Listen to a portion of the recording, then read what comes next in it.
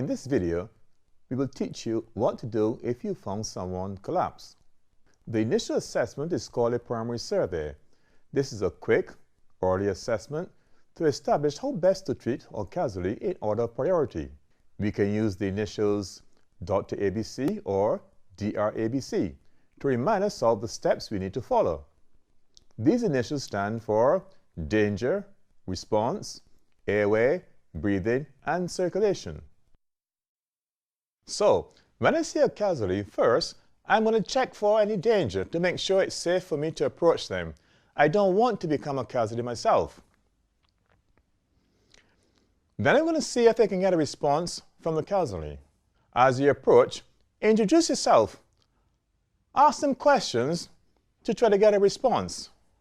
If they're not alert and do not respond to your voice, kneel down beside them and gently shake their shoulders. Hello, Amy. It's Winston. Can you hear me? Open your eyes. Still no response? You can pinch their earlobe to see if they respond to pain.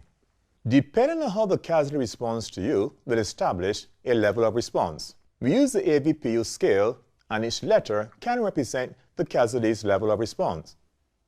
A, alert. V, response to voice. P, response to pain. And U is the casualty unresponsive to stimuli. If there's still no response, they are unresponsive. We need to check the airway. Is the casualty alert and speaking to you? You know that there's no problem with the airway, it is clear. If the casualty is unresponsive, open the airway by putting one hand on the forehead and gently tilting the head back with two fingers under the chin. Now we need to check to see if they are breathing normally.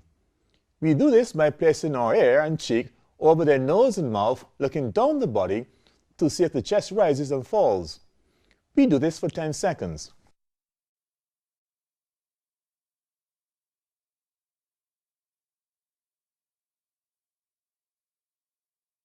If the casualty is not breathing normally, call for help. Ask them to call 999 or 112 for emergency help and bring an AED. If you are alone, call for emergency help using a mobile on speakerphone and begin CPR with chest compressions. The casualty is breathing normally, so I'm going to check their circulation. Are there any signs of severe bleeding? Look and check down the body.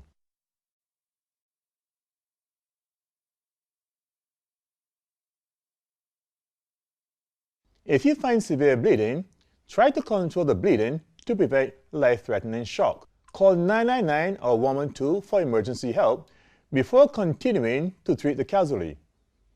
You may also need to treat them for shock. I've established that my casualty is not bleeding. So remember, to do a primary survey, follow the order of Dr. ABC. Complete each step in that order as quickly as possible, dealing with any life-threatening conditions as you find them. Call for emergency help. Call 999 or 112. And that's how we perform a primary survey. If this video has been helpful to you, help support St. John Ambulance by going to sja.org.uk/donate.